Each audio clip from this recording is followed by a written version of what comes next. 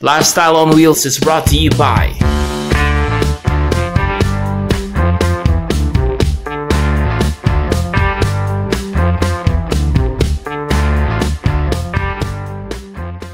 The views and opinions expressed by the host and the guests do not necessarily reflect the show or the network.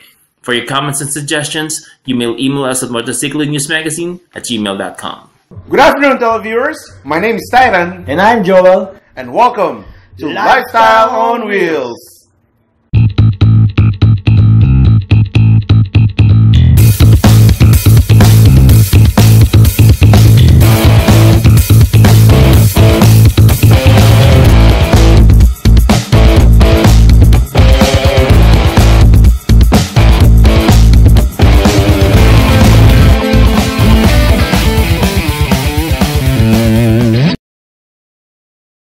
Okay guys, welcome back!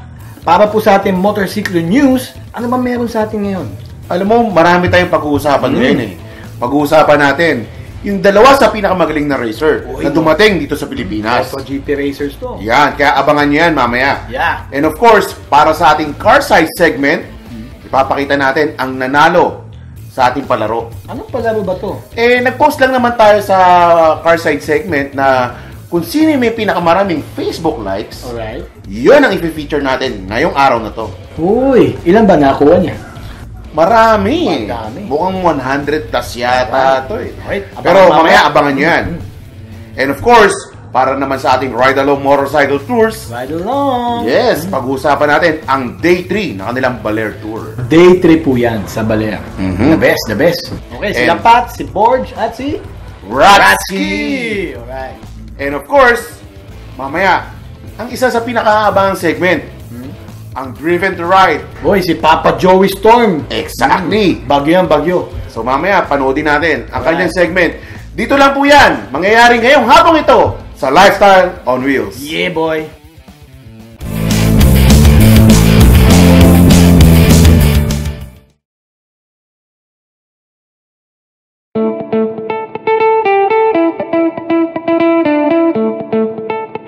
Hello, Ciclistas. Kasama ko ang isa sa officers ng Suzuki Philippines, si Sir Monch Bontogon. Siya ang marketing manager.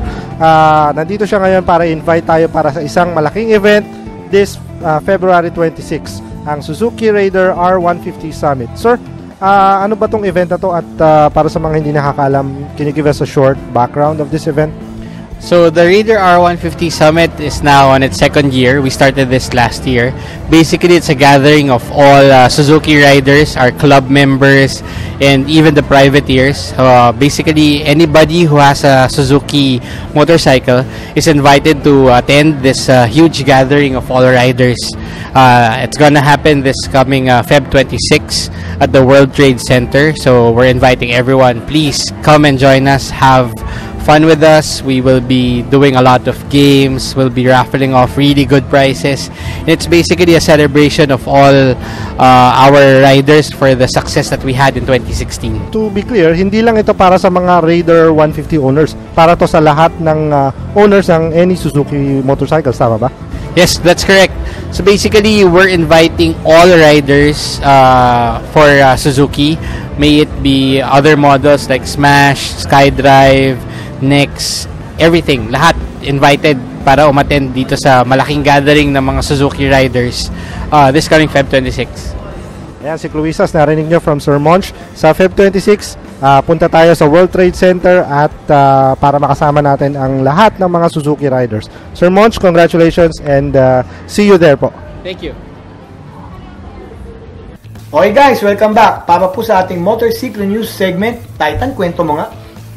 Ngayon, papanoodin natin ang nangyari, ang mga highlights dito sa Yamaha Grand Prix. Yeah. Kung saan sinundo natin si Valentino Rossi at Maverick Viñales. Wow! Kaya watch this, guys. Valentino Rossi and Maverick Viñales in the Philippines. As the 2017 season draws near, Yamaha found the time to bring their two superstars here in the Philippines prior to their MotoGP test in Sepang, Malaysia. They arrived early in the morning at the Ninoy Aquino International Airport and were greeted by Yamaha big bosses, several selected media, and some fans who happened to be in the area. After a quick rest, they headed to Novaliches for a press conference at the Robinson Straight Hall. Manila, we can hear you! Are you ready? This is the moment that everybody has been waiting for. Once again, my name is Rico Robles, and we're here to give you an exciting feeling that will definitely rev your heart this 2017, because the Dr. Valentino Rossi has returned to Manila, and he also brought a teammate with him. We are talking to Top Gun, Rick Vinales, who is going to be here today. Fans quickly filled the area before the Doctor and Top Gun, who came up to the stage to the applause and delight of everyone. Joining them was Yamaha Motor Company's General Manager of Motorsports Division, Koichi Tsuji, President Toru Osogi, Sales and Marketing Director Kaoru Ogura, and Marketing Senior Manager Ryan Jude Camus. The pair answered questions from the media and even some riders before gamely posing for pictures and signing autographs for some lucky fans.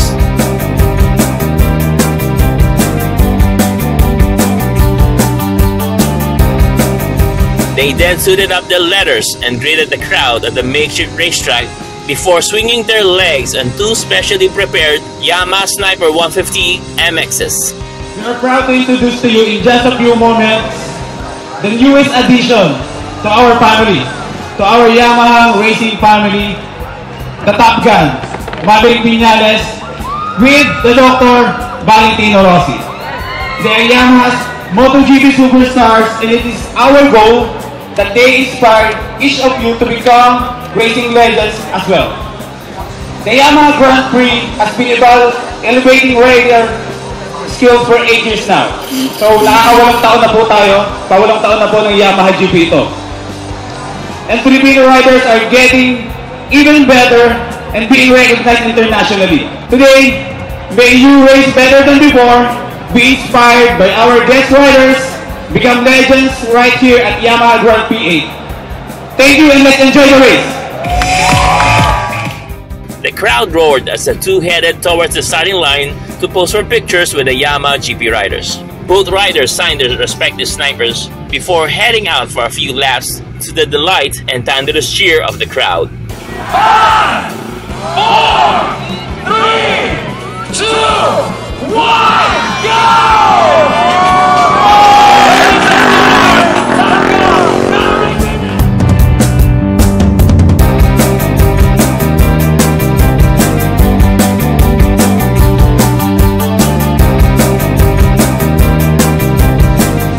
Valentino. Thank you, Maverick. Thank you.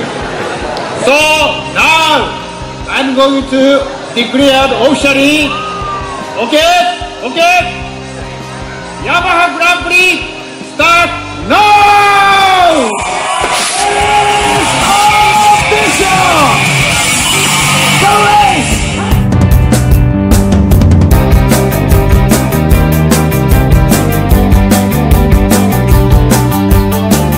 Both riders were overwhelmed with the support of the fans, not just for them, but also for Yamaha and for racing as well. It was Rossi's second time in the Philippines. For Vinales, it was his first time. Even though their visit here was very brief, it was rewarding as they made the most of their time.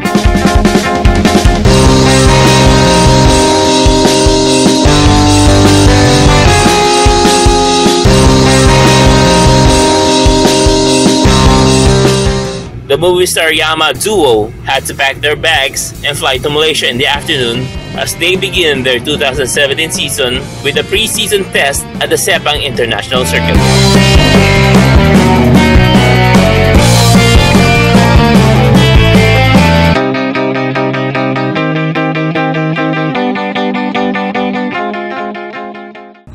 So there you have it, guys. Kita nyo naman, galing, no? galing. Talagang napaka-exciting na ginawa nitong Yamaha. Robinsons? Yes, dyan lang yan sa Novaliches, napakalapit lang. Imagine, pinaikot nila si Valentino sa Robinsons. The best. Hindi naman pinaikot. Nakasakay siya sa Sa Sniper. Sniper. Yan. Nice, I love So, it. isa sa pinakamagandang motor ng Yamaha, yung Sniper MX-150. Yes. Kasama syempre si Mr. Viñales. Yan. At hindi lang yun kasama rin yung mga local racers natin Oo, doon. nakita ko sila lahat doon, all leathers. Siyempre. Galing, galing. So, dito natin pinapakita na talagang napaka-competitive Yes. ng Yamaha motorcycles. And ang ating sport pagdating po sa racing and ng motorcycles ay palaki na po ng palaki. Yan, exactly. And of course, maraming salamat po sa Yamaha Motors sa Yes. pag-imbitan nyo po sa Lifetime on Wheels dyan po sa inyong event. Very, very thankful at pinadala nyo rito ang aming idol na si Valentino Rossi at si Mr. Viñales. Alright? Yep.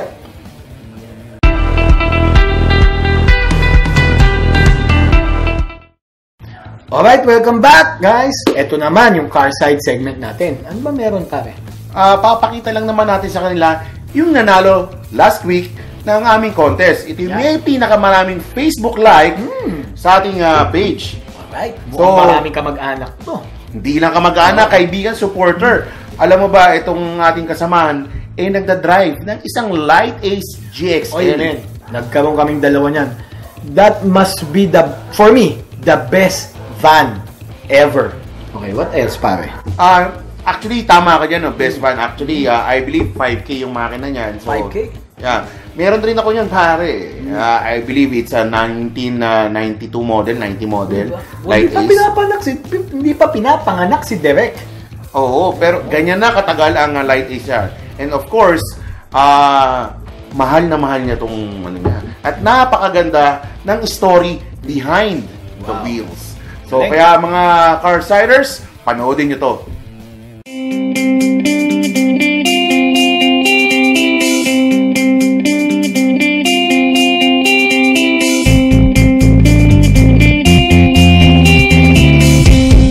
Carsiders, hello, good afternoon. This is JK Pilayon. We're actually here in Bulacan and with our special guest. Sir, pakilala kayo.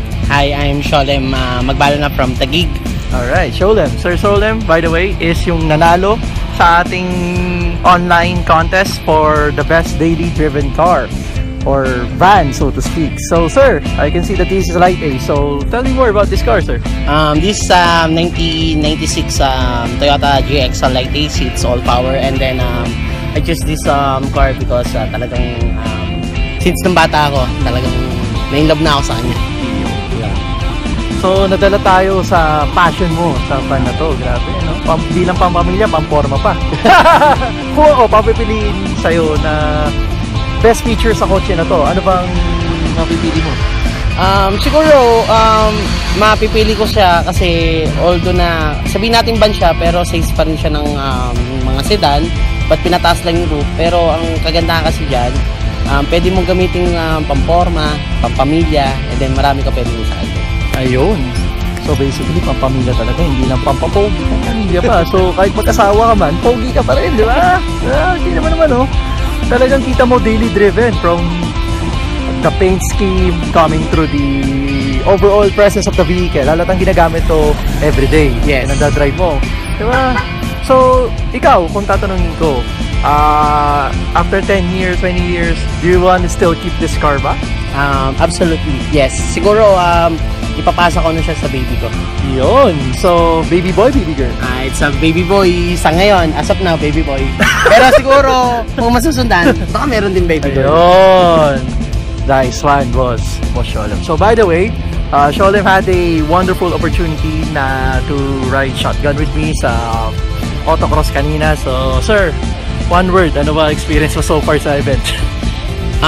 This event was so cool. This is my first time na ma-invite mo in autocross, and then yung sa pagsakay ko, it's a hell yeah, sarap. Ayun, hell yeah, sarap talaga. So again, Sir Sholem, maraming salamat. And again, this is JK Pelayo from Carside, and back to you guys. Yon! Wow! Napakaganda nung van na yon. Classic na classic. Oo. Tsaka isipin mo para magkaroon ka ng hilig sa isang old model. Yeah. Di ba? Hindi ibang klase yun. Oo. Unang-una, maintenance. Of course, passion Diba? na yan eh. Passion niya yan eh. Kumbaga, Actually, maraming models dyan na pwede niyang pagpilian. That's right. Pero syempre, very distinct, very unique itong kanyang love na, which is Light Ace. Yan. Best. So, kaya mga carsiders dyan, no? Kung meron kayong mga photos, okay, mga photos, padala nyo lang, i-post nyo lang po sa aming page. Malay nyo, Kayo naman. sa susunod na linggo. Kaya magkita-kita tayo, dito lang, sa Carside.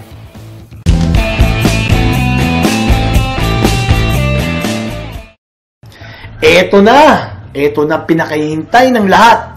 Of course. O, diba? Si Pat, Si Borge, at si Ratsky ng Ride Along Motorcycle Tours Philippines. Yan. Ito yung day 3 ng kanilang Baler. Oo, ito yung Paradise. Okay? Kaya guys, Panoodin nyo to. Welcome to this episode of Motorism. We are headed for Baler, the shack. Oh, nakita nyo na. Parang ginagawa natin dito sa loob ng kusina ng The Shack. Indian food. The shack is Old Parola's Seaside Cottages Indian restaurant. The only one in that place, and we love the spicy food that's prepared by the Indian chef. Borge, nakakapagod rin pala mag-ikot-ikot ano. Pero buti masarap at mura ang pagkain dito. Oo. Ayun ang isa sa kagandahan dito sa Baler. Murang pagkain. Eh, saan tayo kakain? Hanap na lang tayo dyan. Maya-maya. Mag-ikot-ikot muna tayo ulit. A trip to Baler will never be complete without the pasalubongs.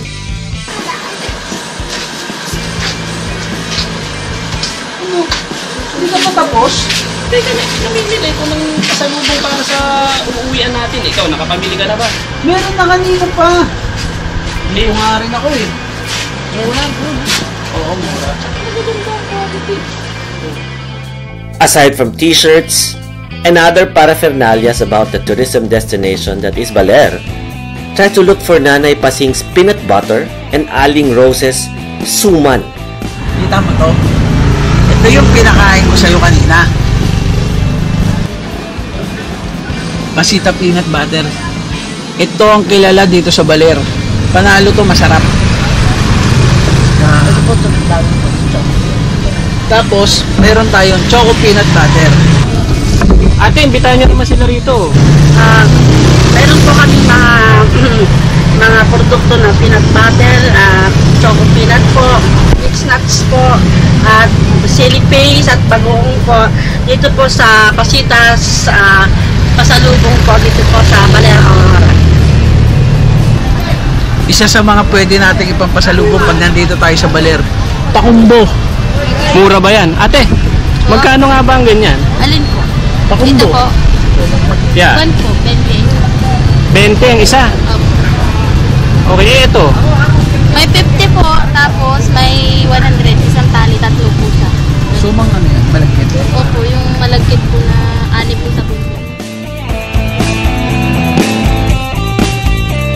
Surfing at Sabang Beach. Sa alo, no? Magsasurf siya mamaya! Sabang is the main beach with resorts and restaurants along the shores. Hoy, Ratsky! Doon sa tubig ang surfing, hindi sa buhangin! Okay, sorry. This place is the most popular to tourists because this is where surfing takes place. Alam mo,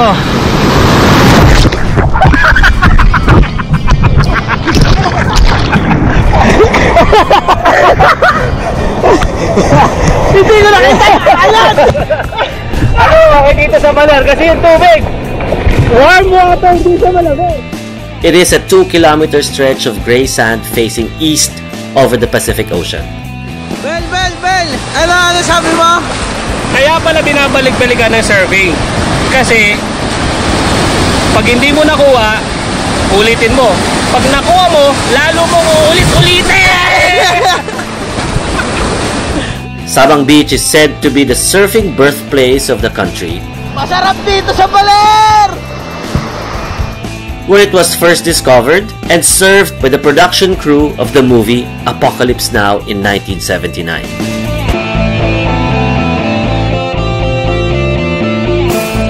Baler is a great place to go.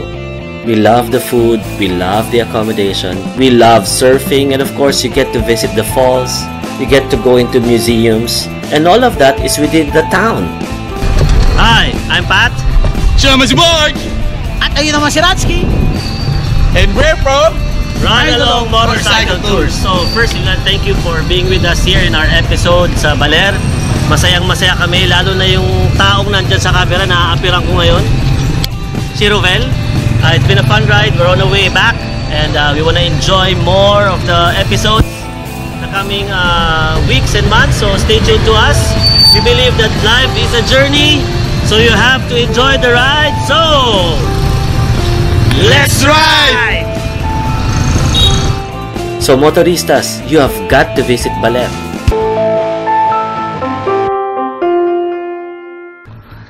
Wow. Galing, no? Patag! Naalala ko yung Oo. nila. Akala mo, bata. Yung pala, pataas eh. Pero, alam mo, nakakatuwa sa kanila ngayon, di ba? They try every scenic of in Baler, no? Yeah. Mapa bundok, falls, sabi nga ni Papa Ratsky last week eh, patag, kahit walang patag. Ngayon naman, dagat. Napakaganda po ng Baler. Nakakapagano po sila. Surf! Ako po, alam ko lang surf is yung sa cellphone. Sa cellphone. Lang. Pero nakakamanga sila. At least, alam mo yun, actually, hindi nyo ba alam, pinupuntahan yan ng ating mga kaibigan coming from other countries. Yes. Yung Baler, para lang mag-surf. Kaya guys, if you want to join the group sa kanilang pong Ride Along Motorcycle Tours, hanapin nyo lang po sila sa Facebook para makapag-book po kayo kasama nila. Yan. And of course, mabalikan lang natin, no? Yung kinainan nila yung The Shack. Wow! The Shack! Isa yan sa mga masasarap na restaurants. Doon nyo lang makikita sa Baler. Masya-shock kayo, kaya punta na po kayo dyan. Napakasarap ng pagkain. At syempre sa management and shop, maraming salamat po. Thanks.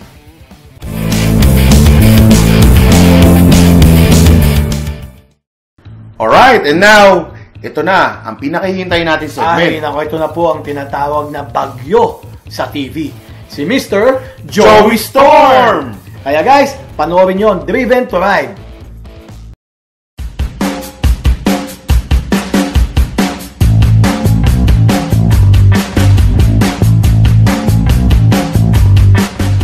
Don't you just love that orange color? Astig talaga yung KTM, guys. Para mas lalo ma-appreciate natin yung handling and performance ng bikes na to, tara, ride tayo. Samahan niyo ako mag-ride sa Mindanao. Yup, Mindanao. Kasama natin ang Together We Ride, ang Petron, ang Normin Ring, at ang KTM Davao. At kasama syempre ang mga kapwa riders natin sa Mindanao para sa isang charity ride. So again, guys, tara na. Normin Ring Motorbikes is here to support the charity event. Basically, this is a medical and dental mission for the municipality of Malita. We all rode here to give support to the municipality, and all the riding clubs and individuals donated medicine, and we brought 5 dentists and 5 doctors to help out the community. And this is part of our effort to help the less fortunate. Marami po tayong mga riders na nagpunta dito kasi sa pagtulong. Kasi ang taon namin 2 weeks last month dinaanan po ng baha. So timely masyado na nagkausap kami ni paring Jay Juliano when I went to the store of KTM siya talaga ang nag-open sa akin na pre, pwede bang mag-charity ride doon sa inyo? Doon, so parang naisip ko na timely masyado na may sakuna dito na nangyayari. Sabi ko, sige pare, walang problema, sige i-arrange natin yan.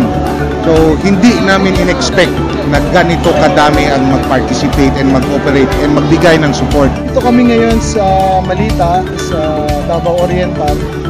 Makikita nyo na dami talagang tao na tulungan itong One Ride, One Mission. Kaya thank you, Jay Juliano, at saka sa lahat ng club na pumunta rito around Mindanao para gawin itong mission na to.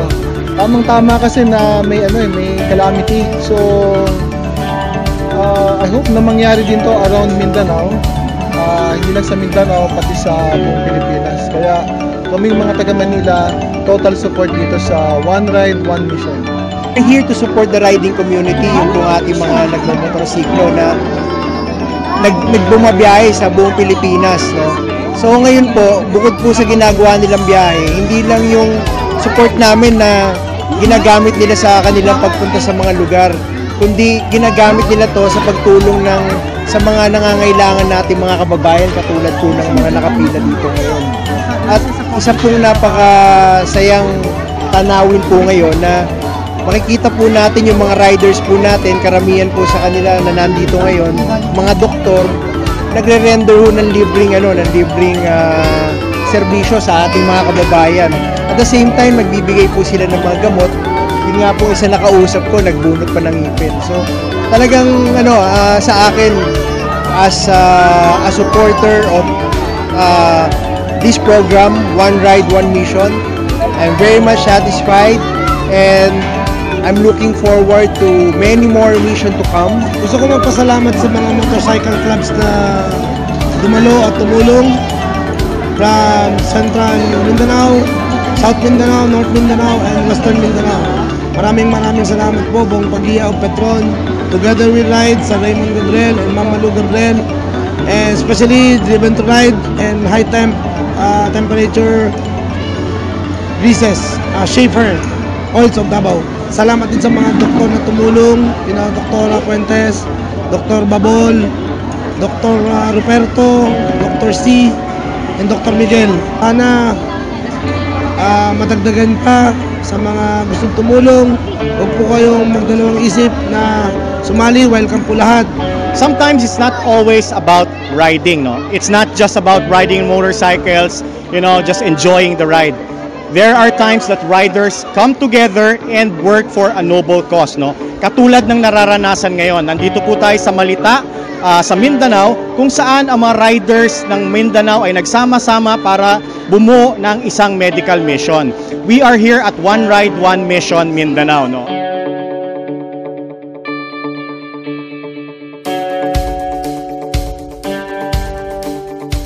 Alright, nice! Galing!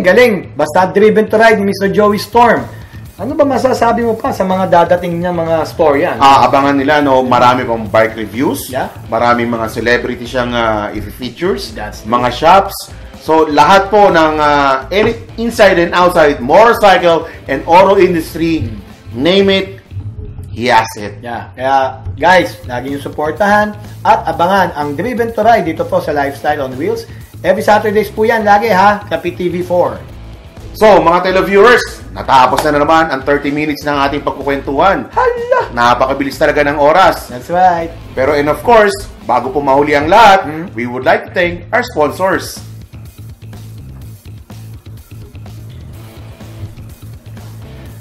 At syempre, huwag nyo naman kalimutan na i-like or i-follow ang aming mga social pages.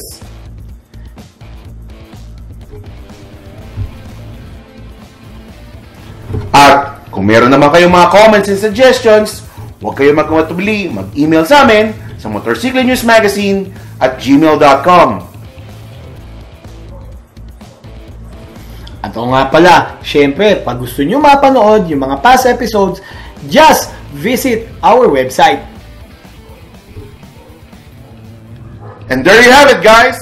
Magkita-kita po tayo next week! Yes, every Saturdays po. Tandaan po natin, 2:30 p.m. dito po sa PTV4. And of course, ito nga pala si Tyran. Ako po si Joel. And this is your only motoring lifestyle show on television. Lifestyle on Wheels!